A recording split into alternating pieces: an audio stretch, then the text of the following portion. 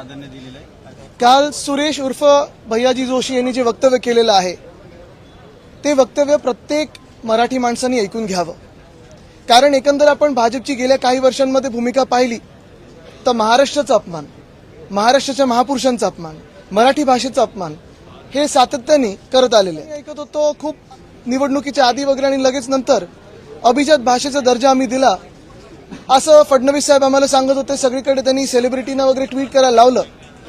पण खरी परिस्थिती ही आहे आणि जे मी त्या दिवशी पण बोललो होतो की आपल्या राज्यामध्ये मराठी भाषा भवन जे मरीन ड्राईव्हला आपण करत होतो, आमच्या सरकारने करत होते, आम्ही महाविकास आघाडी म्हणून करत होतो, त्यांना ह्या सरकारने स्थगिती दिलेली आहे. नाट्यकला जी आहे त्याचं एक दालन म्युझियम आपण गिरगाव चौपाटी इथे करत होतो, तिथे त्याला स्थगिती काय रद्द करून टाकलेलं आहे. आणि एकंदर मग कोश्यारी असतील, कोरटकर असतील, सोलापूरकर असतील, आपल्या महापुरुषांचा अपमान म्हणजे छत्रपती शिवरायांचा अपमान, महात्मा ज्योतिबा फुलेंचा अपमान, सावित्रीबाईंचा अपमान, हे सगळं आपण किती पाहायचं, किती सोसायचं हा आता विचार करण्याची वेळ आलेली आहे. एकंदर आता तुम्हाला कळलं असेल कालचं त्यांचं जे वक्तव्य होतं की घाटकोपरची भाषा ही गुजराती आहे. आज तुम्हाला कळलं असेल की बुलेट ट्रेन ही नेमकी ते का करत आहेत आणि कोणासाठी करत आहेत. आज ठामपणे ही वेळ आलेली आहे. जसं तामिळनाड सांगतं, केरळ सांगतं, आंध्र प्रदेश सांगतं की त्यांची भाषा जी आहे अभिमानाने सांगतात. होय, आमच्याकडे लाखो लोक देशभरातून येतात, स्वप्न घेऊन येतात, नोकऱ्यांची स्वप्न असतात, कामं घेऊन येतात, मोठे झाले तिथे लोक, काही आपत्ती नाही. पण ह्या मुंबईची भाषा असेल, या महाराष्ट्राची भाषा असेल, ही मराठीच आहे ही सुरेश जोशी यांनी जाणून घ्यावं आणि ह्या वक्तव्यासाठी त्यांनी माफी मागायलाच पाहिजे. अन्यथा जसं अबू आझमीवर आम्ही कारवाई मागत आहोत, जशी कोरटकरवर मागत आहोत, सोलापूरकरवर मागत आहोत, तशी सुरेश जोशी यांच्यावर देखील म्हणजे भैयाजी जोशीवर देखील कारवाई ही झालीच पाहिजे. ह्याच्यावर आम्हाला महाराष्ट्राचे जे मुख्यमंत्री आहेत जर ते खरोखर या मातीचे असतील, जर खरोखर महाराष्ट्राचे मुख्यमंत्री असतील आणि आपले हित बघत असतील, त्यांचं वक्तव्य काय, त्यांचं उत्तर काय ह्याची आम्हाला अपेक्षा आहे.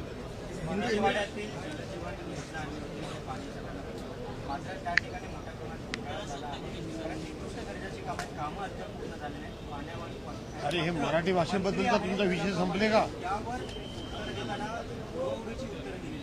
काल पण मी सांगितलं होतं टपोरी भाषा मवालीपणा आत दाखवायचा आणि गुलाबराव पाटील हे जसं काल बोलत होते म्हणजे एक वक्तव्य केलं की ह्यांच्याच बापांनी मला मंत्री बनवलं आणि ते वक्तव्य म्हणजे त्यांनी मान्य केले की माझ्या वडिलांनी त्यांना मंत्री बनवलं.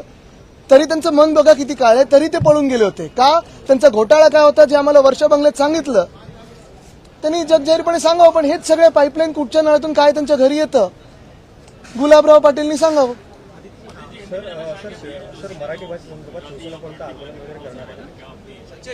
हमारी भूमिका स्पष्ट है. महाराष्ट्र की भाषा हो, मुंबई की भाषा हो, ये मराठी ही है. हमारे राज्य में बहुत सारे राज्यों से लोग आते हैं, बसते हैं, सपने लेके आते हैं, उनका योगदान होगा, बड़े हो जाते हैं, सभी का स्वागत है. लेकिन इस भूमि की भाषा, इस मुंबई की भाषा, इस महाराष्ट्र की भाषा मराठी ही है. जैसे तमिलनाडु की तमिल है, कर्नाटक की कन्नड़ी है. और यही मैं कहना चाहता हूं कि भाजपा की प्रथा रही है. आज तक आपने देखा होगा, फिर वो कोश्यारी जी हो, कोरटकर हो, सोलापुरकर हो, हमारे महापुरुषों का अपमान करते आए हैं. फिर वो छत्रपति शिवाजी महाराज का अपमान हो, महात्मा ज्योतिबा फुले का अपमान हो, सावित्रीबाई फुले का अपमान हो, इस विधान भवन का अपमान हो, ये सारे लोग, इनकी विचारधारा भाजपा की यही है कि महाराष्ट्र का अपमान करते रहे और महाराष्ट्र को कम कैसे दिखाया जाए. कल जो सुरेश जोशी ने कहा है, भैयाजी जोशी ने कहा है कि घाटकोपर की भाषा गुजराती हो सकती है, बिल्कुल नहीं. मुंबई की भाषा मराठी ही है. और आज आपको पता चला होगा, मुंबई को पता चल गया होगा कि इनको बुलेट ट्रेन क्यों करनी है. क्यों नहीं इन्होंने बुलेट ट्रेन मुंबई से दिल्ली की, क्यों नहीं इन्होंने बुलेट ट्रेन मुंबई से नागपुर की. आज जैसे मैं ये कहने जा रहा हूं वैसे ही पिछले कई दिनों में मैंने सुना था और यही बात मैंने लोगों के सामने लाई थी कि मुंबई में मराठी भाषा भवन इसी सरकार ने स्थगित कर दिया है उसका काम. मराठी रंगभूमि का जो दालन हम करने जा रहे थे उसको रद्द कर दिया है क्योंकि इनको मराठी का अपमान करना है, महाराष्ट्र का अपमान करना है. मुझे लगता है पिछले हफ्ते ही महाराष्ट्र के मुख्यमंत्री ने कहा था कि मुंबई का अभी आर्थिक महत्व खत्म हो गया है. मुंबई अभी आर्थिक कैपिटल नहीं है, फाइनेंशियल कैपिटल नहीं है. यही भाजपा ने किया है पिछले 10 सालों में. सारे के सारे जो हमारे हेडक्वार्टर्स थे, ऑफिसेस थे, यहां से लेके गए दिल्ली या गुजरात. क्यों होते जा रही है? बिल्कुल. लेकिन भाजपा अगर आप देखिए तो इस पे चिड़ी चुप करके बैठा है. क्यों नहीं महाराष्ट्र के मुख्यमंत्री बोलते हैं? आदित्य जी, होली का त्योहार नजदीक आ रहा है, अलीगढ़ मुस्लिम यूनिवर्सिटी ने अपने स्टूडेंट्स को होली खेलने की इजाजत नहीं दी है, मना कर दिया है। आप क्या देखते हैं, क्योंकि उन्होंने रमजान के लिए अपने वर्किंग आवर्स चेंज कर दिए, लेकिन होली की परमिशन उन्होंने नहीं दी। मुझे लगता है सबसे बड़ा मुद्दा मेरे लिए आज यही है कि सुरेश उर्फ भैया जी जोशी ने जो कल कहा है वो ही है।